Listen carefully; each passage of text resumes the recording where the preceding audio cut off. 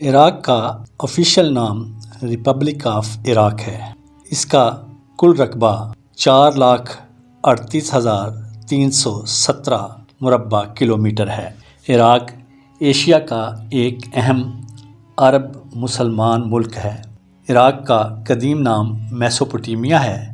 یہ یونانی نام ہے، لیکن اس سے پہلے کیا نام تھا اس کے حوالے سے تاریخ خاموش ہے۔ عراق دنیا کے قدیم ترین ممالک میں شامل ہے، جس نے کئی تہذیبوں کو جنم دیا۔ عراق سے ملنے والے آثار قدیمہ ثابت کرتے ہیں کہ زمانہ قبل از تاریخ میں بھی یہاں کے لوگ باقاعدہ زبان، ثقافت اور مذہب رکھتے تھے۔ عراق کے شمال مشرق میں شانی در کے غاروں سے ملنے والے نیاندرتھال انسان کے ڈھانچوں سے، جو 50 سے 60 ہزار سال پرانے ہیں، یہ پتہ چلتا ہے کہ وہ بولنے کی صلاحیت رکھتے تھے، رسومات ادا کرتے تھے اور اپنے مردے پھولوں کے ساتھ دفناتے تھے۔ فلسطین کی طرح عراق کو بھی انبیاء کی سرزمین کہا جاتا ہے۔ حضرت نوح علیہ السلام، حضرت ابراہیم علیہ السلام اور حضرت خضر علیہ السلام کا تعلق بھی اسی علاقے سے تھا، اور بہت سی روایات کے مطابق حضرت آدم علیہ السلام نے بھی عراق کے شہر کرنا اپنا وطن بنایا۔ جیسا کہ میں نے آپ کو بتایا کہ عراق کا قدیم نام میسوپوٹیمیا ہے۔ میسوپوٹیمیا کا مطلب دریاؤں کے درمیان۔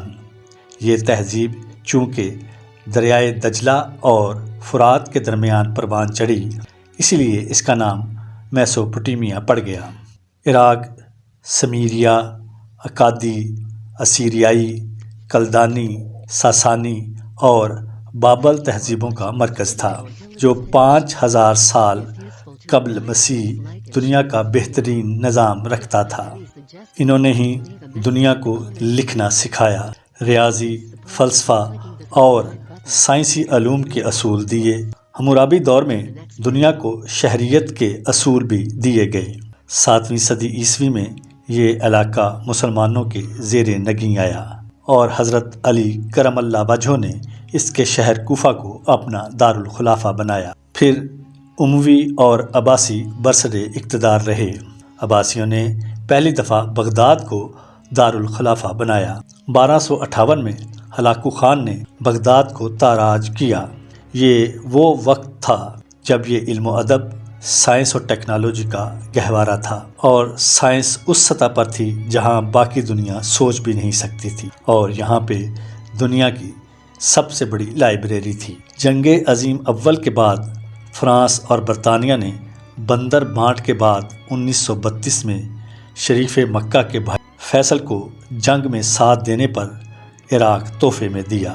2003 مارچ میں امریکہ نے گرم پانیوں تک رسائی کے لیے صدام حکومت کو تباہ و برباد کیا، جس کے اثرات ابھی تک باقی ہیں۔ امام علی مقام حضرت امام حسین علیہ السلام اور ان کے ساتھیوں کو کربلا عراق میں شہید کیا گیا۔ نجف اور کربلا سب سے زیادہ مقدس مقامات ہیں۔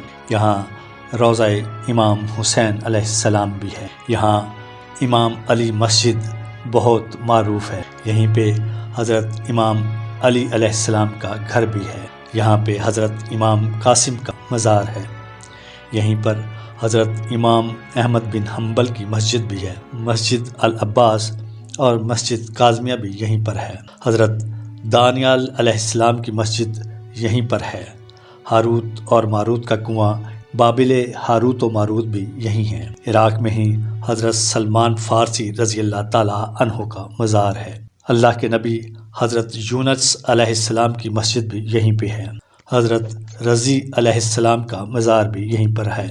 اللہ کے نبی حضرت عزیر علیہ السلام کی سرزمین یہی ہے۔ یہیں پر حضرت عزیر علیہ السلام کا مزار یعنی مرکز ہے۔ کوفہ کی مسجد مشہور جگہ ہے۔ شیخ عبد القادر جیلانی کا مزار بھی عراق میں ہی ہے۔ پہیے کی ایجاد کے بارے میں کہا جاتا ہے کہ وہ اسی علاقے میں ہوئی۔ 1 گھنٹے میں منٹ اور سیکنڈز کا علم بھی عراق کے لوگوں نے دنیا کو دیا۔ ہاتھ کی لکیروں یعنی پامسٹری کا علم بھی اسی سرزمین سے آگے بڑھا۔ 2003 سے پہلے دنیا کا سب سے بڑا چڑیا گھر عراق میں ہی تھا۔ علی بابا 40 چور، یہاں علی بابا کی کہانیاں ایک عراقی نے لکھیں اور تخلیق کیں۔